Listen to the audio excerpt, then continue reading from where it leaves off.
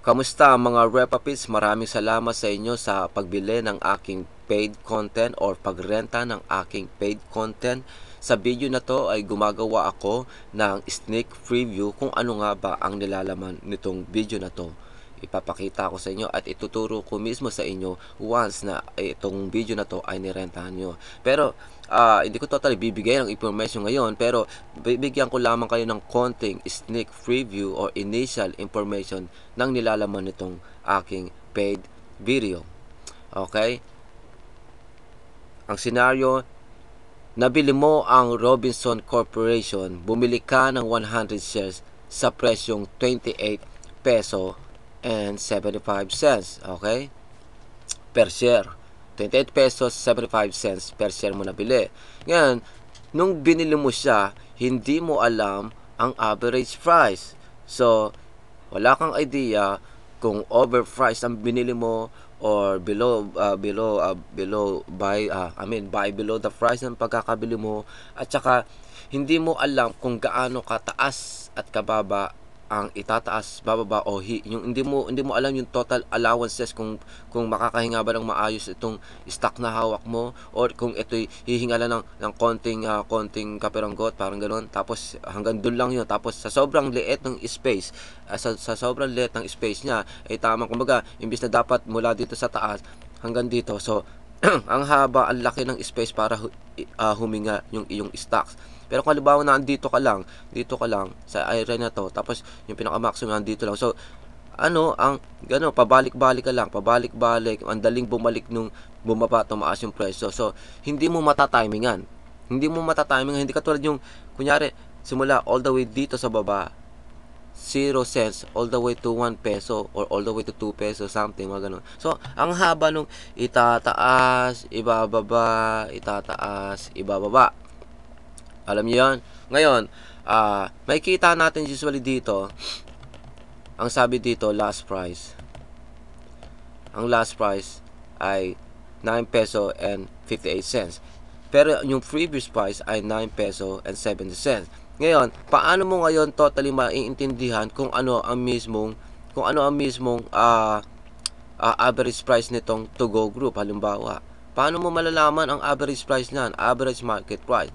Kahit anong klaseng tingin natin dito sa may yung T-low, T-high, tsaka yung ceiling price, na kung saan malilito ka kadalasan dyan, yung T-low tsaka T-high, ibig sabihin nasa 8 peso and 62 cents ang T-low. So ibig sabihin, hindi para bili mo to sa around 9 peso something, di ba?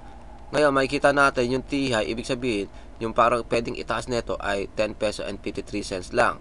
Pero parang yung pinaka real maximum ultimatum na pinaka itataas nito ay 14 peso and 55 cents, di ba?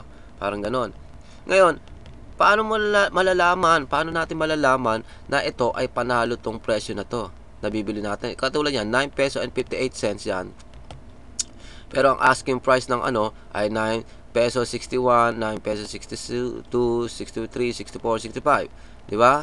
So, paano natin malalaman ngayon kung itong mismong last market value price ay overpriced o hindi? Paano natin malalaman yan kung iyan ang mismong average price o medyo malapit sa average price? Paano rin natin malalaman kung ito ay overpriced or average price or malapit sa average price? Paano natin malalaman yan?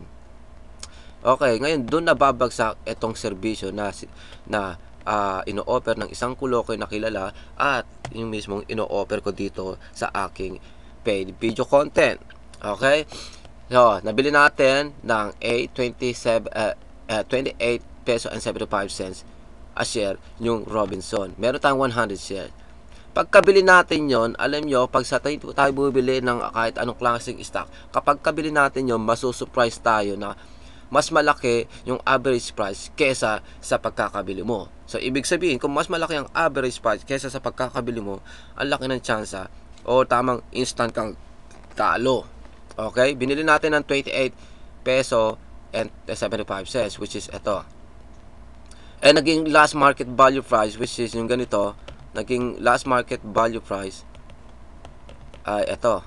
Diba? Kunyari ganyan. So, kunyari, nakalagay dito sa nakasulat ay 28 peso and 88 cents ang last market value price. Pero ang lumalabas sa portfolio ninyo, naka-record na lumalabas na higit pa sa price na pagkakabili mo at yung last market price. Ang average price ay iba sa last market price at lalong-lali iba sa pagkakabili mo. So lumalabas ang average price nito pa lang Robinson Corporation ay 28 peso and 97 cents. Ngayon kapag minus natin yung the price that we had paid per share, 28 pesos and 97 cents minus 28 pesos and 75 cents, lumalabas na instant tayong talo ng 22 cents per share. 22 cents per share. So, ilang shares meron tayo? 100. Okay. 22 cents times 100 shares equals, ang total loss natin instantly ay 22 pesos. 22 pesos ang ating instant na naging loss, di ba? Ngayon, and last market value price ay 28 peso and 80 cents. Kahit maging ganyan pa yan, hindi mo totally basta pwedeng ibenta at wala ka pa rin kikitain at lugi ka pa. Dahil unang-una, kahit maging last market value price ay 28 and 80 cents dito, ang mga buyers nandito hihingi sila ng mas mura. Katulad nito, 961, 962 hanggang 965. Pero tingnan niyo yung mga asking price ng mga seller, ng mga buyers, hindi sila bibili ng around 960 something. Di ba? Nakikita niyo 958, 957, 956, 955, 953. Pero maaari silang bumili ng saktong kung ano man yung pinaka last market price. Pero bihira lang na nangyayari yon. Minsan-minsan lang nangyayari yon.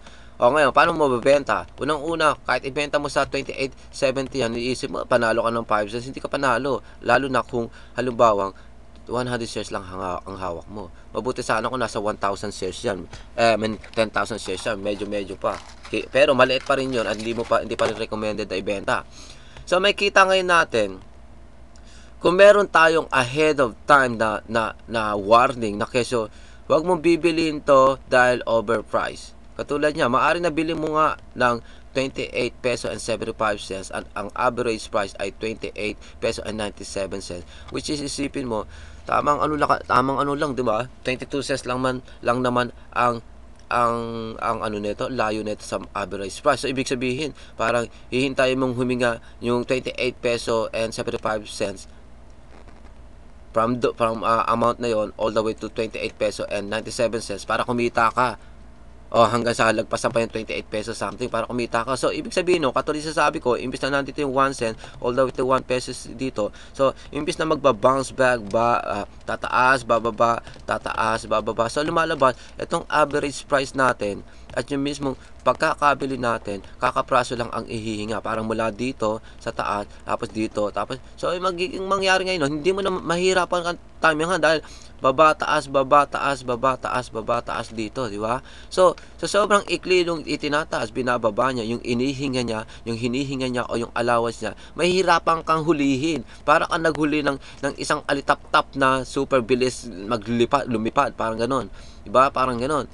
So, hindi ka pag nasa like around 1 peso something ang ihihinga o naging allowances noon from your paid stocks at saka sa mismong market price value o average price. So makikita natin, meron tayong palugi na mula dito hanggang pataas. So ang haba ng time na maanuhan natin, na masabayan natin ang pagtaas at pagbaba ng stock. Tsaka isa pa, instantly hindi tayo mapapadpad sa ganito. Na keso 28 peso and 97 cents ang average price, tas binili mo ng 28 peso something din, hindi mo bibilin ng 28 peso 50 yan. Hindi mo rin bibilin ng saktong 28 lang yan. Bili mo ng mas mababa pa sa 28 peso. Bilin mo mas mababa pa sa 28 pesos yan. Bilin mo yan ng saktong like around 25, 26. Para nasa ganun, kung 25 or 26 mo nito, so may lumalabas na like around 2 peso something ang ihihinga nung pagkakabili mo papunta doon sa average price. Alam niyo yon? Kasi mangyayari nga, kung anong klase yung average price ang naka-record, magbababa taas siya. Magbababa taas yan at pwedeng bumalik uli sa dati. Katulad nito, kunwari, ang last price ay 9 peso and 58 cents. Pero talagang previous price ay 9.70. So, ang laki ng chance na bumalik lang din yan or tumaas pa. Alam niyo, bago ano. So, iyan ang ibig sabihin. Isipin niyo na lang kung ano magiging benefits. Kung halimbawa alam niyo na agad, way ahead sa ano, kumbaga, as in, bago kayo bumili ng Robinson o kahit anong stock, alam niyo na agad yung average price. So, ibig sabihin, alam niyo na kesyo 28 peso and 97 cents hindi mo bibilin ng 28 peso and 70 cents, hindi mo bibilin ng 28.30 cents, hindi mo bibilin ng saktong 28, bibili mo ng mababa sa 28. It's either 27, 26, 25, mga ganun. Huwag tayong bibili. Kumbaga, lagyan natin ng palugit ng pababa ng like around 2 peso, 3 peso something. Kung magagawa nating mapababa ng ganun yun. Tsaka tingnan natin kung gaano ka-active yung takbo ng stock o yung shares na hawak mo. Kung gaano ka-active siya, kung gaano kabilis, kabagal ang takbo. Kaya isipin na lang natin kung ang differences lang nito ay 22 cents. So, ang lalabas ngayon nun, hanggang 22 cents lang ang ihinga nito. From 1 cents all the way to 2 cents ang 22 cents ang ihinga niya. Mas maganda sana kung huminga to ng all the way to 1 peso or 2 peso something. So, malaki ang chances na makasabay ka. Maari medyo nahuli ka pero pwede mong habulin yon, di ba? Kumbaga pwede mong habulin kasi may kita mo mismo, hindi katulad dito 1 cent all the way to 22 cents lang ang habulin mo. Sa sobrang liit na ang bilis na bumaba, tumaas yung presyo. Kaya makikita ngayon natin, tingnan nyo, 28 peso and 75 cents yung binili. Ang average price, 28 peso and 97 cents. Anong tingnan nyo? The moment na binili nyo, babagsak yon. Ayan, bumagsak 28 peso and 80 cents. Imbis na 28 peso and 90 cents. Bababa pa yan, which is kung saan last time, bumaba pa nga to ng 27 something. So, ibig sabihin nun, kapag bumaba tayo ng like around 20, kapag bumaba tayo ng around 26 or 25 dito, sa pinaka-last market value price. So, ang haba ng habulin natin, kunyari 26, habulin natin all the way sa 28 and 75 para tayo ay parang patas. Pero hindi ka pa rin patas noon dahil unang-una, babalik mo nga yung pera mo, yun nga lang, hindi mo pa mabebenta. So, kaya kailangan mong hintayin na naman tumaas sa average price at mas tumaas pa dito sa average price para may actual ka nang kita. So, sa pamamagitan ng aking paid video content or rental video content, maintindihan nyo ito. Malalaman nyo kung paano nangyayari. Tsaka, maintindihan nyo na ahead of time kung ano ang average price. Sa pamamagitan nito, hindi na tayo makakabili ng overpriced na stocks. Mas magiging matalino na tayong bumili ng kada stocks na gusto natin bilhin. Top company man or penny stock or whatever, mga hindi naman top company, magiging matalino na tayo dahil since alam na nga natin in advance kung ano ang market price nun. Kung halimbawa ang market price ngayon ay 30 pesos per share, alam mong kinakailangan mong hintayin bumagsak to ng 2 peso, 3 pesos. Para na sa ganun, 2 peso or 3 pesos ang magiging hininga or allowance nito para tumaas, bumaba ang presyo na kung saan pwede mong maaring medyo mahuli ka sa paghabol nun, pero ang laki ng chances mo na mahabol yun na kung saan pwede ka nga kumita 10 cents, 20 cents, 30 cents, 50 cents pataas or maybe up to 1 peso per share pa. Paano na kung halimbawa meron kayong 1,000 share, nanalo kayo ng 1 peso, nanalo kayo ng 50 cents per share. Isipin nyo na lang ang big benefits kapag ayon ay natutunan ninyo o kapag iyon ay nalalaman nyo na kapag meron na kayong ganong access na malaman ang average price every time na bago tayo bumili ng isang stocks. Naintindihan nyo na? So, iyon ang nilalaman nitong aking paid content video. Maintindihan nyo na. Ngayon, kung ayaw ng ganito o parang maaaring malito pa kayo, ganito ganyan, pwede kayo maging donor ko at ako mismo ang magbibigay sa inyo ng buy below the price. Ako mismo ang mag-a-advise sa inyo para bago kayo bumili ng stock sa kunyari bumukas yung stock market ngayon. Kunyari bibili kayo ng Robinson. ang calculation ang lumalabas na average price pala ay like 25. Tapos ikaw namang kolokoy, naisip mo, oy, kulay na kulay 25 siya, 'di ba? 25. Tapos nakita mo, oy, kulay red yung kulay red. Binili ko na mas mahigit pa sa 25. Hindi mo alam ay overpriced pala ang pagkakabili mo. 'Di ba? Kahit 25 yun, tapos binili mo ng 24.95, mga ganon. Nakita mo kasi kulay red eh. Kulay red. Nakita mo 24.95, 24.90. Nakikita mo kasi red. Ibig sabihin, ang laki ng chance na kikita ka. Pero hindi mo totally kasi alam ang average price. Yung akala mo kapag naka-red na yung price, yung dito, yung last price, akala mo pag naka-red na, laki ng chance na kumita ka ng 10 cents, 20 cents, 50 cents, all the way to 1 peso. Hindi. Kinakailangan maintindihan mo talaga o meron kang advanced information na keso kung ano ba ang average price nung stocks na hawak mo o yung stocks pala na bibilin mo. So, nagigets yung ibig ko sabihin. So, ganyan tayo magiging katalino everyday na tayo nagpa-buy and sell sa stock bilang isang stock trader. As long as nalalaman natin ang average price, mananalo tayo lagi, all the time. Maaaring kumita tayo ng ilang peso, ilang hundred, tapos ilang libo o ilang hundreds of thousand. Basta't nalalaman natin ang average price. Alam na agad natin ang average price. Alam niyo yun? So, mas magiging matalino na kayo, mas magiging epektibo na ang inyong pagbabuy and sell sa stock market. So, ngayon, mag-decision na kayo kung bibili nyo nga ba itong o rerentahan nyo itong aking paid video o hindi.